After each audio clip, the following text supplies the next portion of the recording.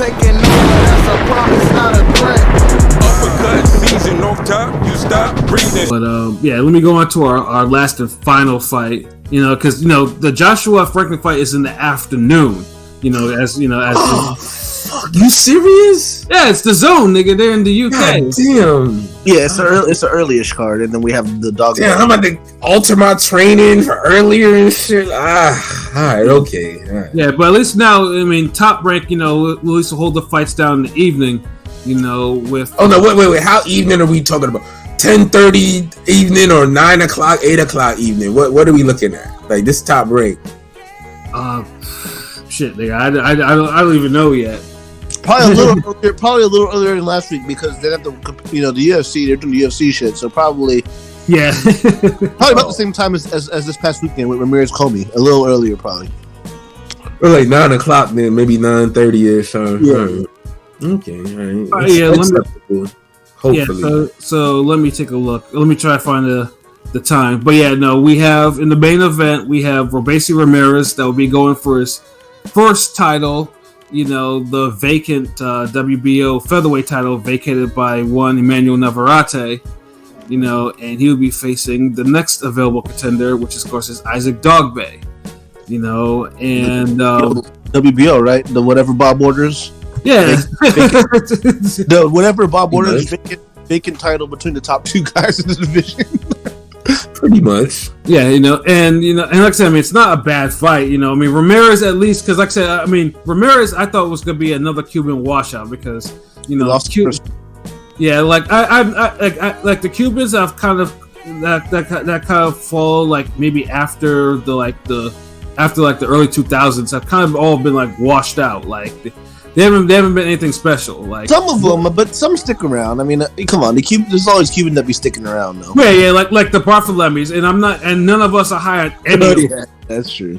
Yeah, like not one. Like from Yan, that was the first one. He washed out, and led one, and then Rancis. Like I know all their fucking names because I point to them as the poster child for like Cuban boxers who They'll get that starter pack because they're from the quote unquote what you call it. That's what I started calling it, the Cuban School of Boxing.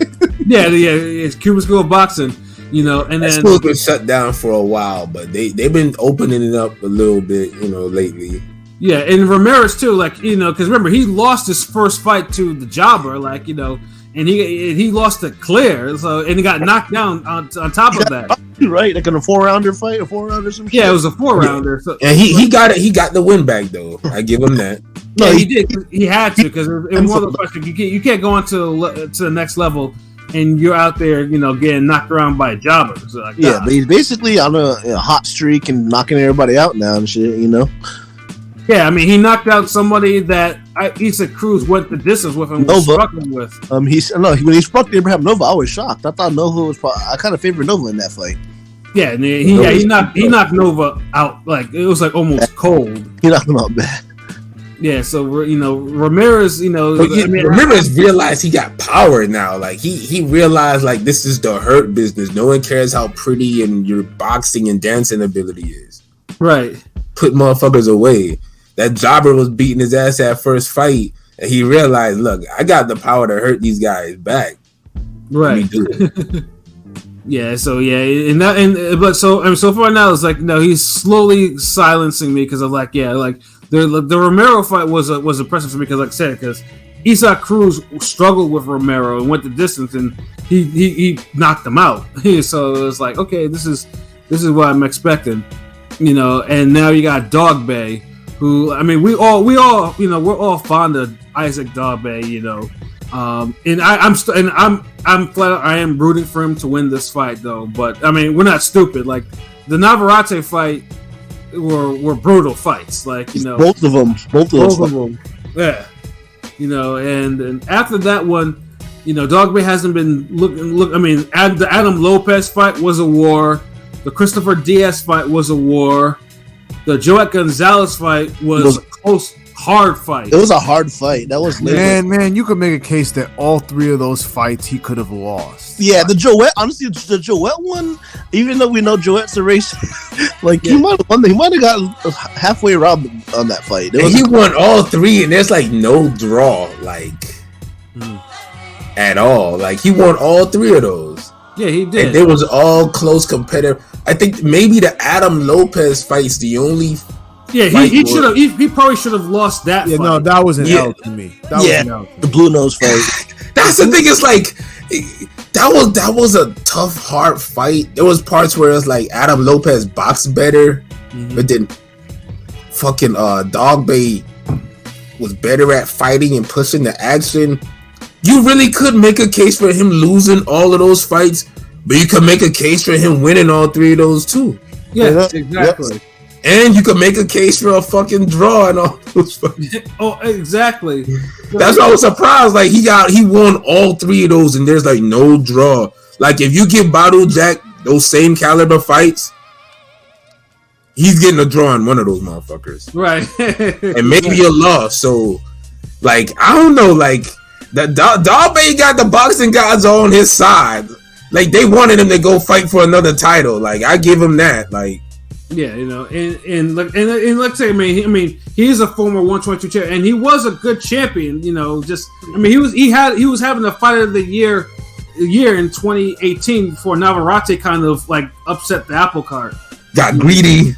Yeah, got greedy. Yeah, like you know, he had 3 fights and he was actually doing 4. Imagine the champion fighting 4 fights in a year. He was shaping through fighter of the year that year. He had a nice little resume that year.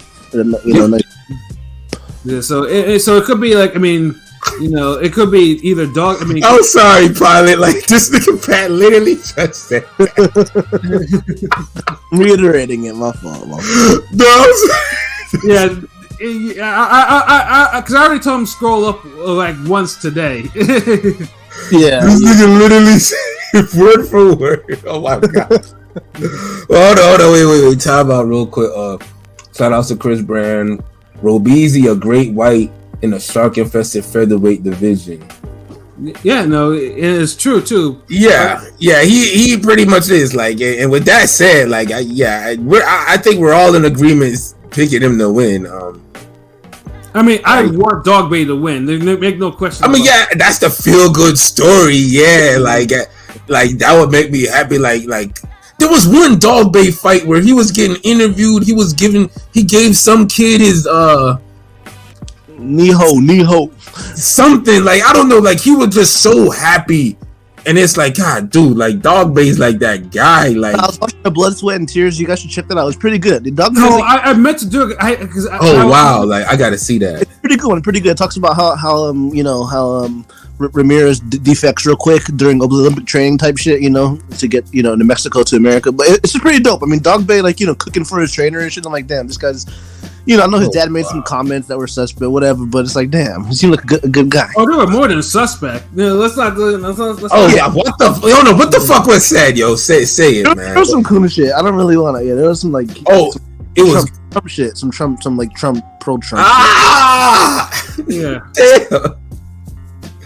But with that said, like, you know, hey, look, because people entitled to their opinion and all that shit or whatever you do, but if you treat the sport of boxing like with respect and serious, like you love that shit and you put the effort that Dogboe puts in it, then yeah, I'm always root for you and want you to win and go back to your home safe and sound shit. But facts. You know, because he's good for the sport. Both of these fighters are good because both of them had to improve. Like, yeah, Dogboe had to work his way into these damn wins, even though they're fucking close fights. He's small. I know they said he's 5'4", but he looks about 5'2", to be honest, man. He's small for a featherweight. Muscular as fuck. He's muscular. He's just talking motherfucker, but you know. Yeah, short. and before, because at 122 he was actually knocking people out. He hasn't knocked. Yeah. I mean, well, no, he had one knockout at featherweight, but then the 3 fights were like, they were hard fights. The Diaz, the Gonzalez, and the Lopez fights, they were all hard fights. So it's like, you know, I mean, would that be enough? And we have Ramirez who's actually finding his power now. He's like, if I plant my feet and I throw this left hand, you know, good things can happen. You know, that's the type of shit that's in like. Okay, let me ask you this, Pat. Let me ask you this straight up, and this goes for anyone else who might be rooting or picking Dogboe. If you can see, if you're picking Dogboe to win, or if not, how do you see him winning? What do you see him doing that could be effective? decision and then try to just kind of keep close on the inside. Because I feel like Dogboe is his best at close range. He operates at his best at close range. So he'd probably have to. Because I think Robeisy has mastered that Cuban slick mid-range outside. I'm gonna box and then my shot on you. So I think Dogboe have to make it ugly, and he could win a decision, squeak it out in a decision and make it ugly. But I just think, he made it ugly in the Gonzalez fight a little bit. Yeah, but I feel like Dogboe's best bet is to maul dude, swarm him, but he's gonna have to hurt Robeisy at some point.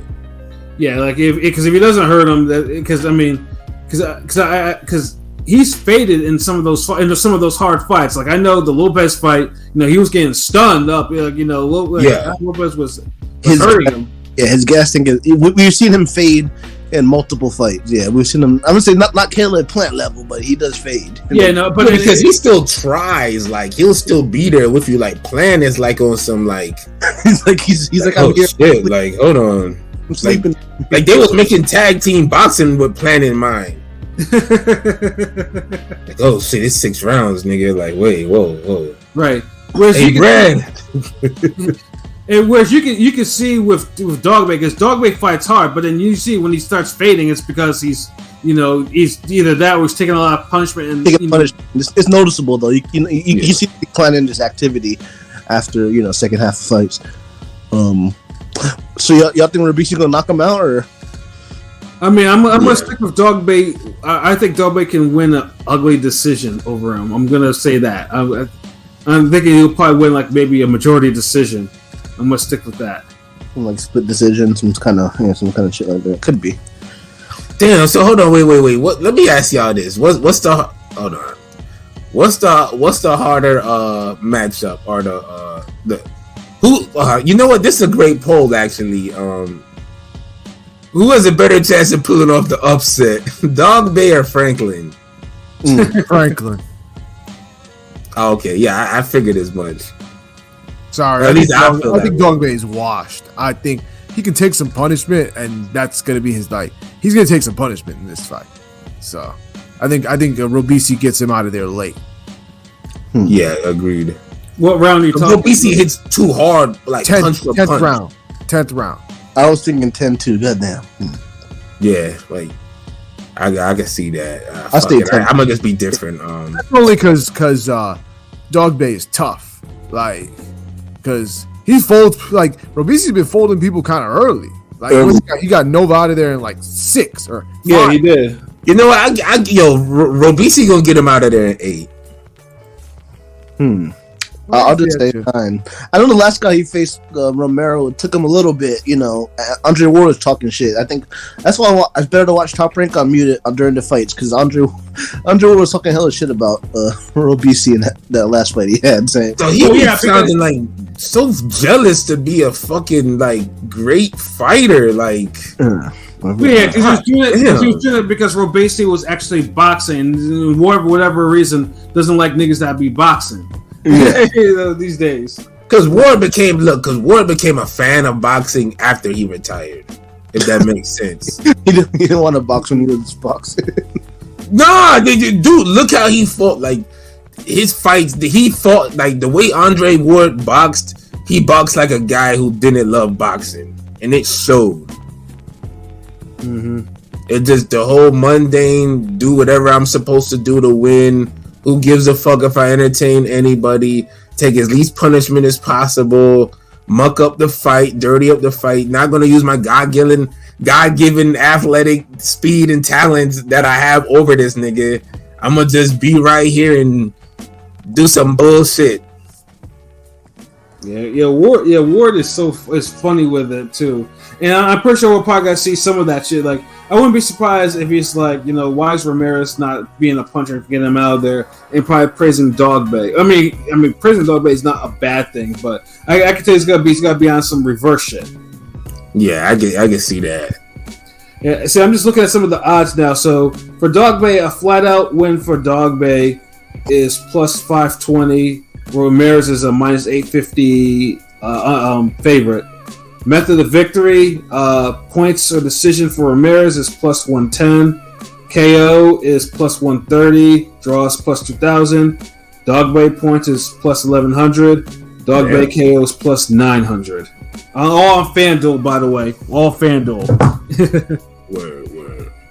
So it's So yeah, no, it's like I say, it's an interesting fight. It's either Ramirez, puts away a fading version of Dogboe, or Dogboe, gets his career back in order and gives sends Ramirez back to the Cuban school of boxing. Yeah.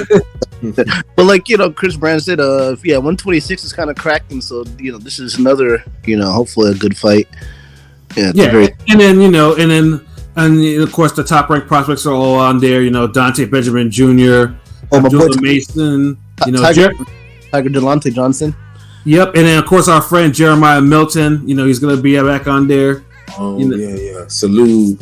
Yeah, and then Jahai Tucker, and then Joet Gonzalez is in the co-main against Jose Vivas. But Joet being a co-main against somebody I never heard of is kind of goddamn. It's kind of true. Well, he wasn't the original co-main, but Xander Zayas got injured. Oh, yeah, Zayas got hurt. Yeah, I forgot. Yeah, so that was been suffering some injury. You gotta drink some milk. Yeah, don't it seem like he always injured? Yeah, injured lately. Yeah, he became injured lately. Yeah, so I mean, I guess it is what it is, But I mean, Jazz will probably come back. I mean, I wonder if he comes back. I mean, he might come back on the Haney Lomachenko card. Who knows? Like, But it's a decent card for at least for once you're done listening to Eddie and his commentary and whatnot in the afternoon, you got that. So got some, you got some fights, for this coming weekend, and it doesn't stop too, because on the 8th, there's the whole 8th is a monster day of boxing. April 8th is crazy. It's super stacked on April 8th. Oh no, what fights on April 8th? Oh man. Oh man. The core versus the Japanese guy Yoshino. Bam is on facing the jobber, but there's that's a stacked ass zone card. PBC, the Fundora. I think the Fundora card. Fundora versus Mendoza, and Brandon Lee's on that. Yeah, it's a whole lot. It's a lot of shit going on. There's like 4 or 5 different cards that day. I mean, y'all just said about some bagel toaster leavings. Nah, the zone card is looking pretty crazy. MJ is fighting. I forgot who he's fighting, but he's fighting some. Yeah, y'all keep saying who's fighting, but y'all ain't say no good fights. Oh, MJ versus Tapales, the Filipino guy that's facing MJ, the 122 guy. I mean, I'm just summarizing. There are good fights on that card on all 3. I'm just summarizing.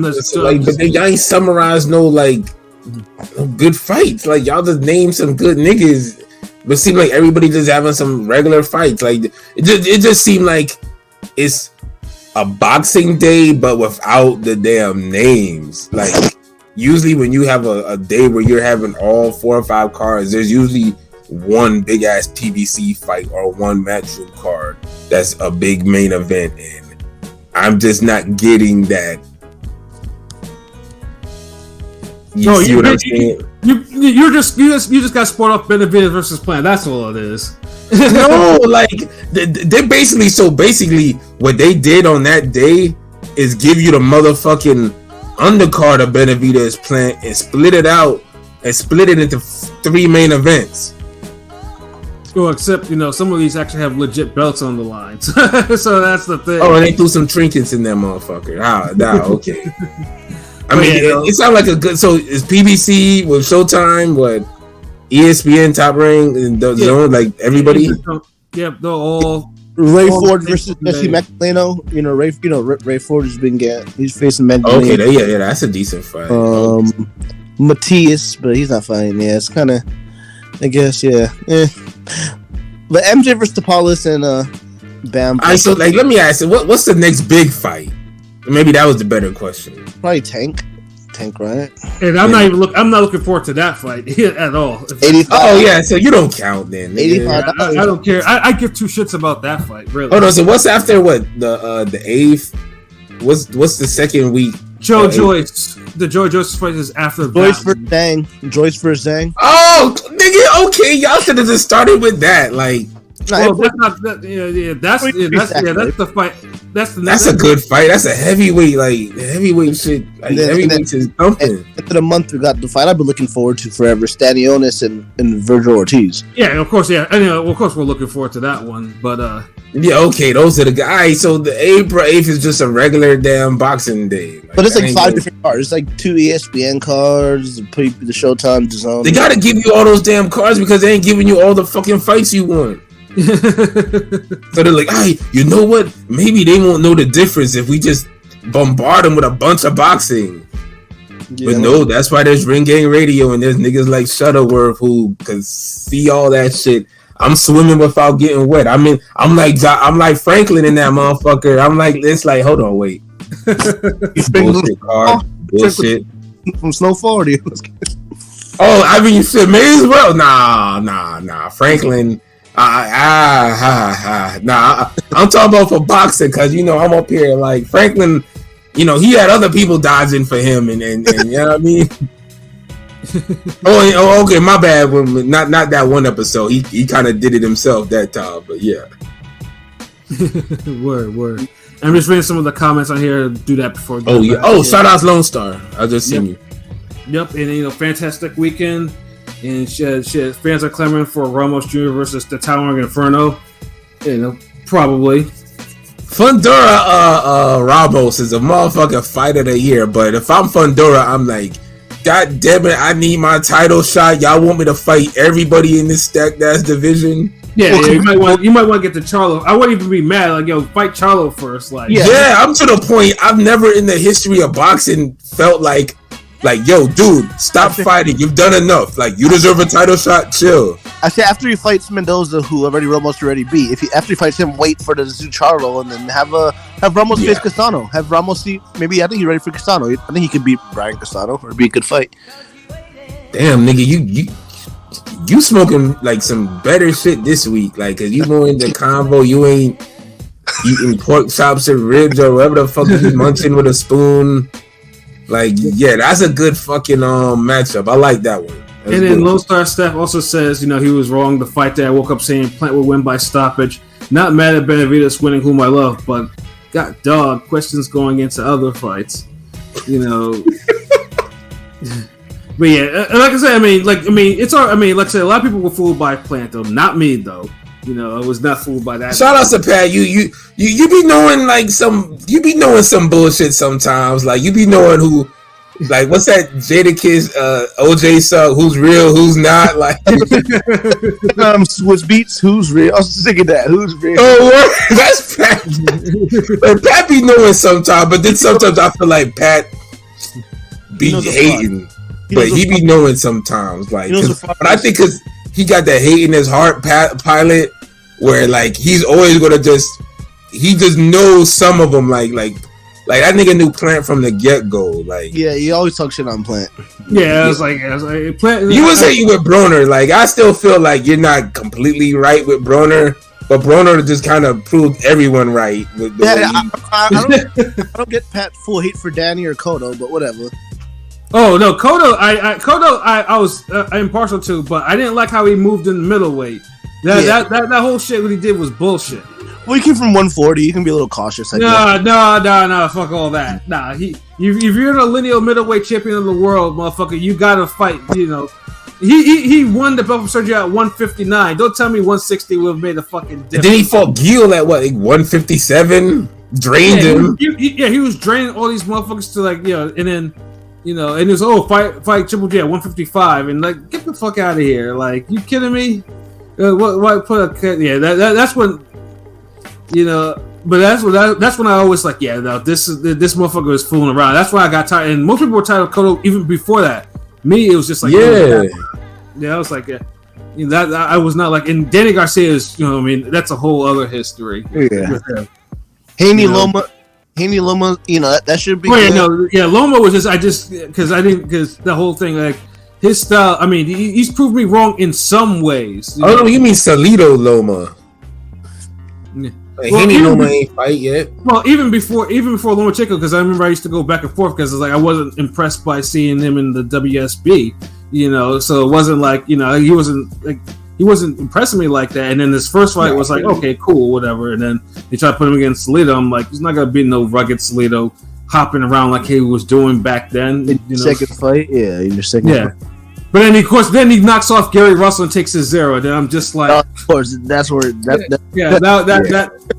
we all rejoiced, and everything was back to normal. Yeah, that was some other shit though. I was not happy about that fight. Yeah, but you were spot on for Plant. I give you that. Like I said, like Plant is one of those guys. He looks the part more than what he is. Like I honestly feel like if Chris Algieri had the urban street background, or whatever the fuck you want to call it, he would have blew up the same, because he's honestly overall more skilled all around boxer, better boxer than me. Yeah, because if Algieri had the taper fade and shit like that, and then and what Fat Farm and Fubu or. Yeah, or wearing colorful ass sneakers and stuff like that. Yeah, but it's hard to be cool when you live in your mom's. I don't know. I find it funny y'all are saying that, because like I know people that like have like run across him because he's from New York, and I remember I knew somebody that he was like he seen Chris Algieri one night, like a late night at like a diner, and he came in dressed in a damn chinchilla with like 2 women around his arms. I'm just so he's a bad motherfucker though when he's not. Yeah, like he give everybody professional shit, but when he on the streets and shit, it's like, nah, I'm different. Like, I wear gazelles and shit like that. I'm a pimp, you know what I mean? But he showed like I haven't seen Plant employ the game plan Algieri had for the Amir Khan fight. Just like how we said with Joshua, is better seek and destroy, but we've seen him be multi-dimensional and get on the back foot and box and counter. Mm-hmm. Like, for as good as Plant looks doing his thing, we haven't seen him do anything else but his thing. Like that one little outboxing style. Mm-hmm. Use my athleticism talent to kind of overwhelm you, and he has enough to be competitive with the world stage, but there's not enough to just get over the hump and beat him. Like the Darrell fight almost seems like a flash, like an aberration to me. It's like like almost seemed like you just like the boxing guys was like, you know what, we have something else in store for you. Like we got sell this Benavidez Plant fight, so bam, not too cold. It's like, oh shit, that's why motherfuckers was talking. Yeah, get Benavidez by KO. I'm like, and then they was like, yo, sell. We need this to sell the fight. Like, and that's why we got Plant by KO. Benavidez got knocked out by Gavra, who's a much harder puncher than Plant himself. If Plant had a good overhand right, maybe. But no one has used that punch on Benavidez, and it's like no one throws. It's like, where's Pascal when you need him in prime form, prime fashion? Right. Like, not this version of Pascal, but yeah, he would be all wrong for Benavidez. A rough fighter guy, athletic, quick, with power, throws punches from weird angles. Yeah. Yeah, they need that, So that's the thing. When these fighters retire or they get out of the game, like a lot of these styles and shit aren't being replicated or seen again, like or even being taught again. That's why. That's it. Like that's why Michael Evans always been legendary for saying that we're losing recipes. That's why he's always gonna be legendary for, because it's truth. It's like it's not just it's everything. Like we're losing recipes. You see, even though we call Pascal a poor man's Roy Jones, he had his own uniqueness with it though, until it almost kind of became his style. Mm-hmm. Because he made it more herky jerky, awkward, but it was still. But I don't know. I just think he matches up well, or that style matches up well with Benavidez. But yeah, right. Won the first 5 rounds against Benavidez. I don't know about all 5. Mm-hmm. Right. Like, damn. But yeah, no, it was. But yeah, Benavidez versus Plant was. Like I said, lessons were learned. But you just hope that both guys can at least Plant at least can rebound, and Benavidez actually gets his shot against Canelo. Those are the next fights this year, hopefully. Yeah, this year, hopefully. Because we don't need another year where Canelo doesn't fight Benavidez. Like, I'm sorry, the 1/6 super middleweight ain't super middling. Then if that happens, right?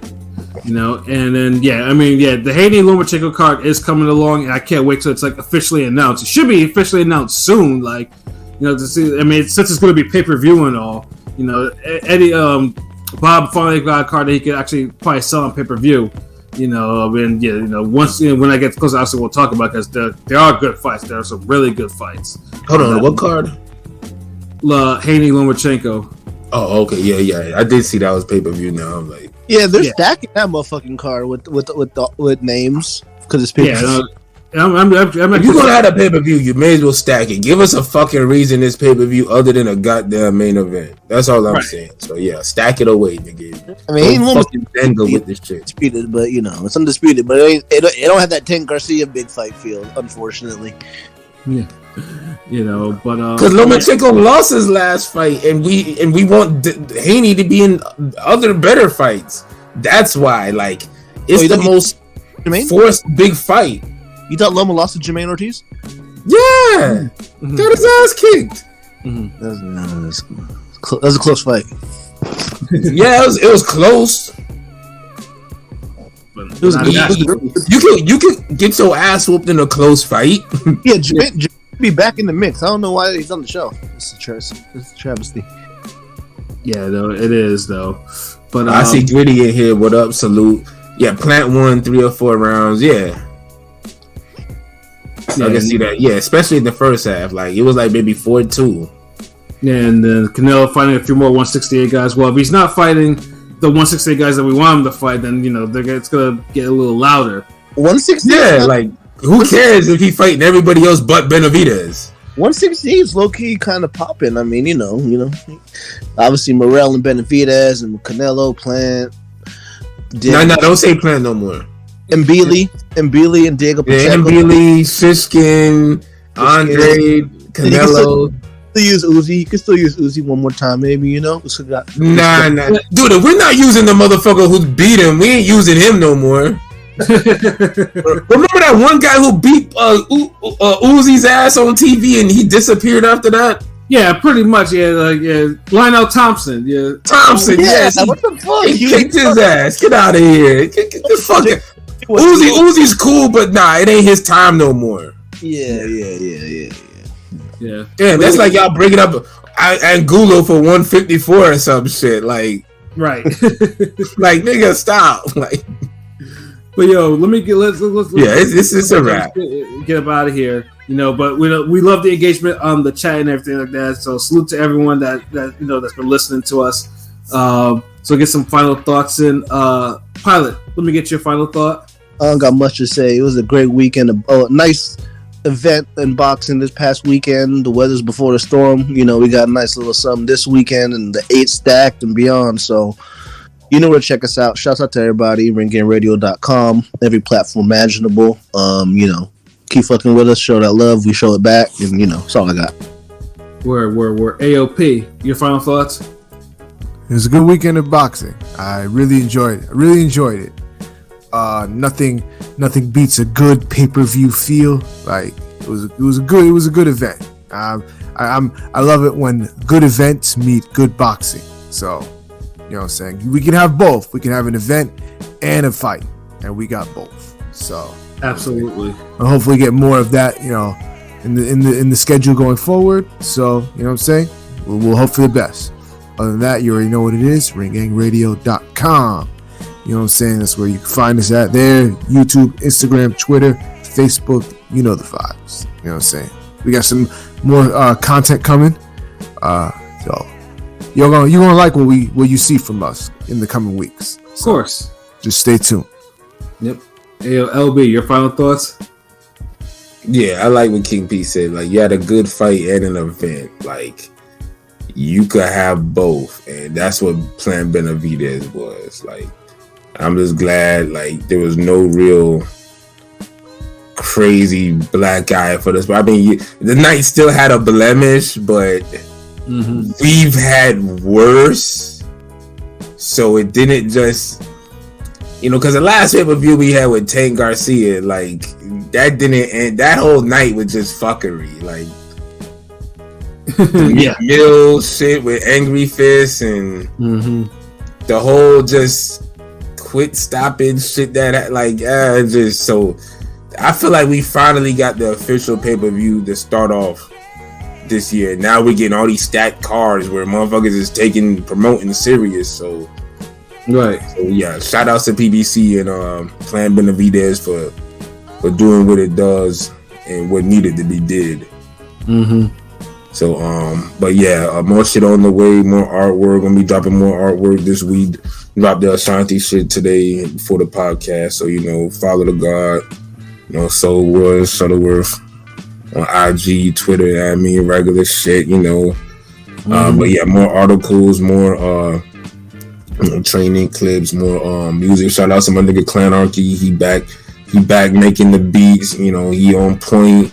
Word. And, eventually we gonna get a new set of instrumentals for the background. You know what I mean? I know we've been vibing to that one set for a little minute, but that shit, it just sounds so melodious over our boxing voices. You know what I mean? So definitely. But yeah, I gotta shout out Clanarchy because he is a part of us. There's niggas that's in Ring Gang that you don't see or be out there like that, but it's about like 9 of us, and we hold it down. So shout out to Clanarchy, like the boxing Wu-Tang, yeah, boxing Wu-Tang. So shout out Clanarchy from the UK, the DZ, Prolific Genius One, aka Ring Gang TV, the animator you always see putting all that fly shit together. So yes, sir. And shout out to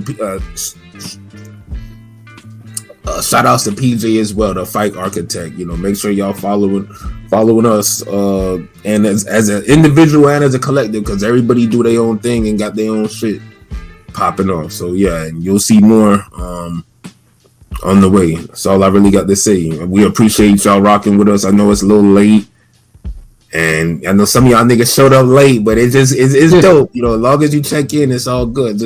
We love it here, man. So yeah, for real.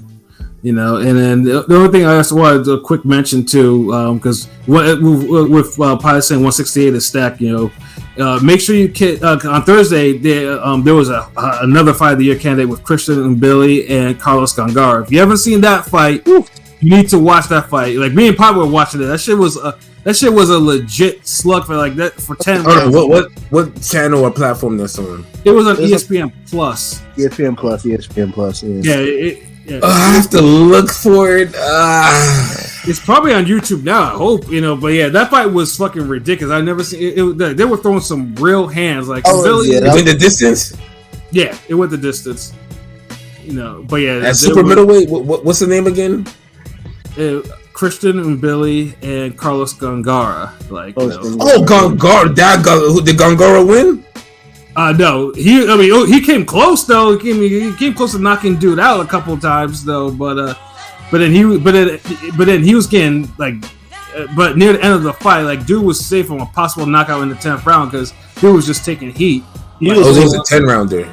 We were recording the pod. It was hard to stay. It was hard not to say anything about it. It was like fucking like it was like. I didn't my bad. Like damn. Like I gotta see that there. Shit. Yeah. No, we full recommendation. But other than that, though, yeah, thank y'all for rocking with us, man. And like we love the comments and the engagement and everything like that. And yeah, just say we're everywhere, man. But specifically our webpage. ringgangradio.com, and then our YouTube, man. Take a video, listen, like, comment, subscribe, tell your friends to do the same thing, and then we can all be friends. But yeah, True T, like we went through all the fights, so like when we come up the live, like you'll hear our thoughts on the whole pay-per-view. Like we went through we went through those 4 fights. Like you'll hear hold back or pull punches, so you'll enjoy this one. Yeah, exactly. Yeah, but we got to get out of here. Niggas is sleepy and got work in the morning and shit. Yeah, that work. Ring gang activities. Yeah. Obviously, if you feel generous, say, donate to our Patreon. That's our banner there, or our PayPal. We appreciate, any support. We appreciate the love that we get from y'all. Just keep spreading the word about Ring Gang Radio, man. Because we're here to stay. So for myself, Rome came back too. Came out of nowhere. Yeah, final word, Ring Gang Radio. We here, nigga. Rome top 5. Chicago's home. My bad, nigga. I had dropped off. I'm here though. Appreciate everybody in the comments. We drop that good shit every week. Stay tuned for some more shit, nigga. Ring Gang. Yo, for sure, absolutely. So for myself, Pat Scorpion, the New England representative, for LB Showworth, the God, the GOAT artist, for King P, Bodega P, for Conscious Pilot, and for Rome Top 5, aka Chicago Win. This has been another wonderful episode of Real Talk, where, as always, if shit's real, we talk about it. So, until next time, peace. Peace.